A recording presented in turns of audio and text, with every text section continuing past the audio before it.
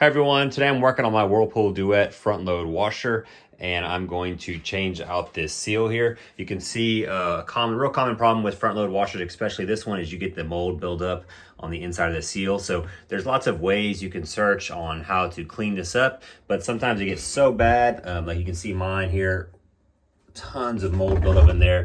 We've tried cleaning it and it's not been working. So we're just gonna replace this whole seal with a new one so we can continue to wash clothes with this washer. As always, we'll start with just unplugging the washer. The first thing we're gonna have to do is remove this front panel on the bottom. You can see here, mine's sitting on top of a pedestal. Yours might be sitting directly on the ground. Either way, to remove this, it's gonna be the same thing. There are 3 bolts underneath, one on the right side, one in the middle, one on the left side. You're gonna pull these off with a Torx bit. It's actually a T20 Torx bit.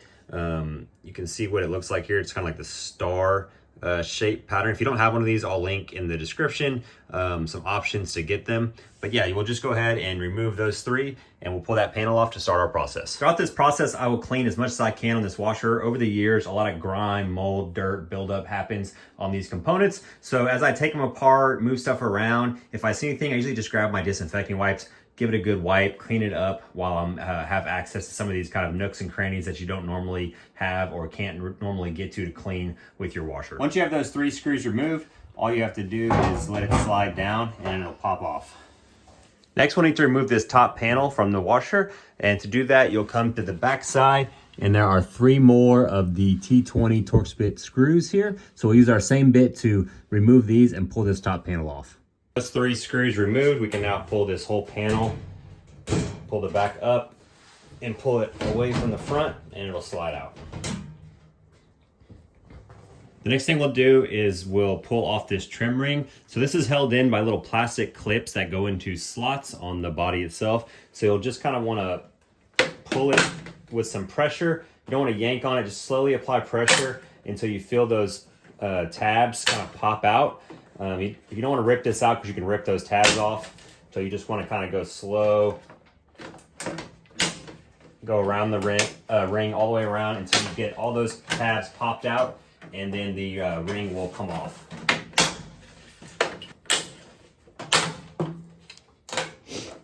If you do accidentally pull this piece off here, you can press it back in. Just make sure not to pull this piece off with the trim ring. Pull the detergent drawer out, and you can actually unlatch it by pushing this down and it'll pull all the way out. Great time to take this and clean this up if you haven't done that in a while as well. Next, we need to remove this control panel and set it aside out of the way. And to do that, we'll first have to undo 2 screws over here by your dispenser tray. One is in this slot here, and then the second one is in this slot way over here.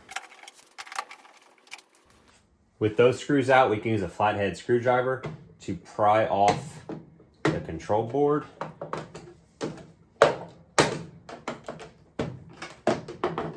Again, the key here is just to kind of go slow.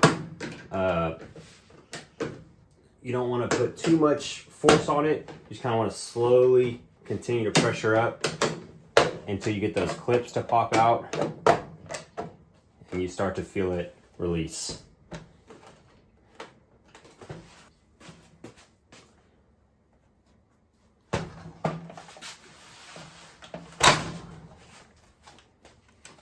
Once you get that off and free, you'll just kind of place it up here on top. You can see it's connected to the wires here, the control board, so you don't want to yank it off or try to put it anywhere else. You just want to place it up top so it sits cleanly up there. Go ahead and open our door. And on the bottom side of your existing boot seal, there is a spring clamp. It's got this little loop here you can kind of see. And we're going to want to get a screwdriver that fits inside that loop so it can help us pull it to the right to loosen it and pull it off. Once that spring clamp is off, we can go ahead and pull the outside of this seal off of the dryer and just get it folded back inside the dryer. And then once you've got that all the way off and folded in there, I can go ahead and close the door again. With the boot seal disconnected from the door and the front panel, now we'll go ahead and pull the whole front panel off. You'll have 4 screws, 2 on the bottom, 1 on each side here, and then 2 on the top, 1 on each side there. So we'll go ahead and pull all 4 of those off. You might want to have a friend come help you for this. This front panel is pretty heavy, and once we get those screws off and the front panel released, there is some wiring we'll have to disconnect before we can set that whole thing aside. If you have any questions during this project, please leave them in the comments below and I'll do my best to answer all of them. If this video helped you out, please consider liking the video, giving a super thanks, or even subscribing to the channel. With that door hanging off, you can see we're still connected by these wires. I just pulled this blue one off, but you'll also have to pull out these other 2.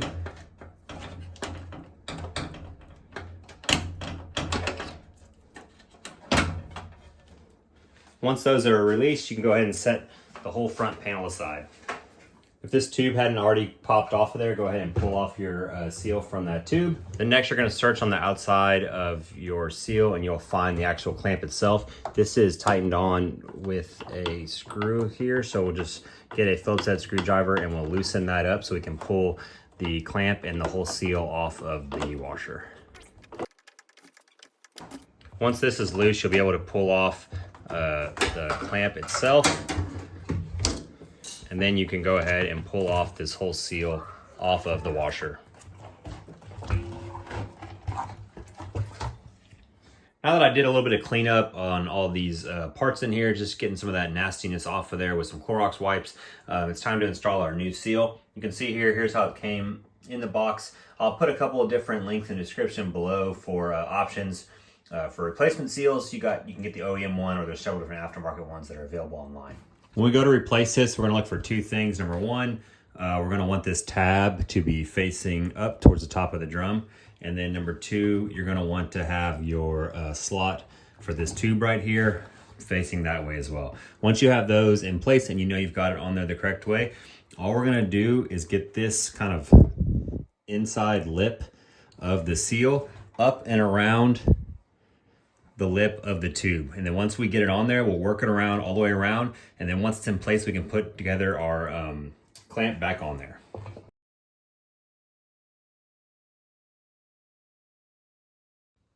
Next, we're going to put our clamp back on. It'll rest on the seal in between those 2 edges there, and just make sure it's tight against the drum lip all the way around. The other tip I would give is make sure you put your tightening screw here in a position on the drum where you can easily get your screwdriver in to move it.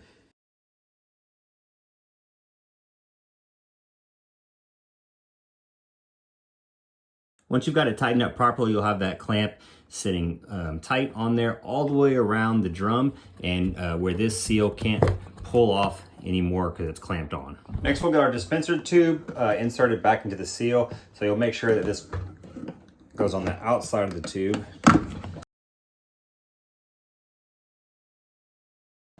Now we're ready to put the front cover back on. Similar to taking it off, this is one of the most difficult parts. So if you have someone that can help you hold this while you reconnect these wires, that would be really helpful. If you are having to do this by yourself, the easiest way I found to do it is to hold the right side of the front cover over here, kind of up against the washer. And while you're holding it with one hand, you can reach in with this other hand and grab these wires and connect them as required. And then once those are connected, you can go ahead and get this all up against it and then put in your 4 screws. If you didn't take a picture or video of where these go, this black one is going to go up top.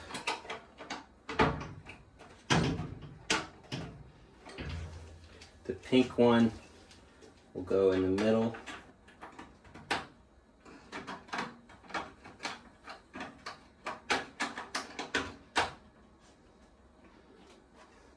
And then this blue one will go down here at the bottom. Once your wires are connected, you should be able to slide those tabs on the top up underneath the silver part and then press the bottom flat against it. And this should even be able to let go with your hands, and it'll hold for a second until we can grab our screws and then screw those in to secure it once and for all.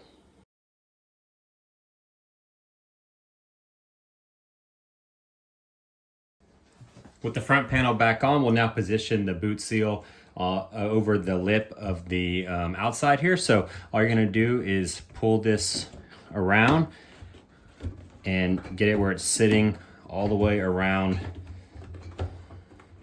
that lip in the front.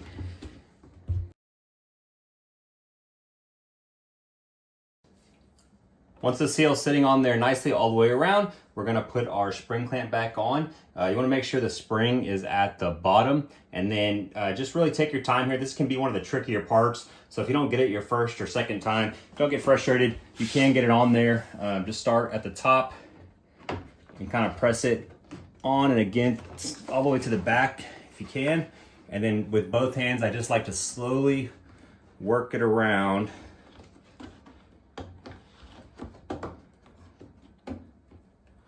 until I get to that bottom, and then kind of in one quick movement, I will push out and around and get it all the way secured on there.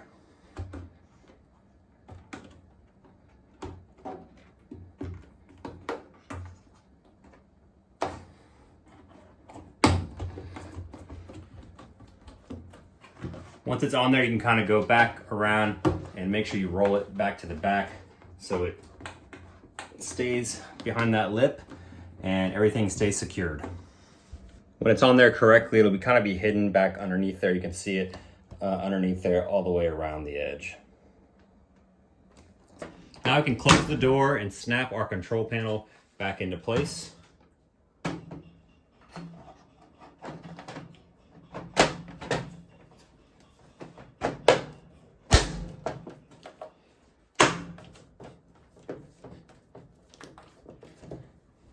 And then we will secure it into place permanently with these two bolts that go into the slots over here by the dispenser drawer. Next, I'll slide our dispenser drawer back in here. This is one of the ones that I definitely gave a good clean while I had it out. Next, we'll put our front trim back on. It is possible when you pulled this off that some of these plastic pieces broke off.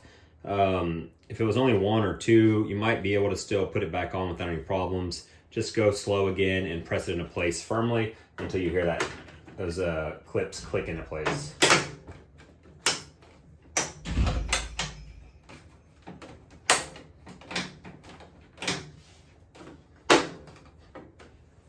As long as everything sits flush all the way around the edges and you're still going to open that door, then you're all good.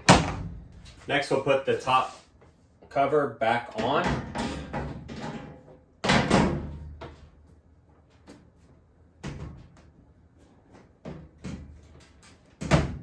It'll just slide up flush against that front seam and then drop down, and then we'll get those 3 screws reattached in the back.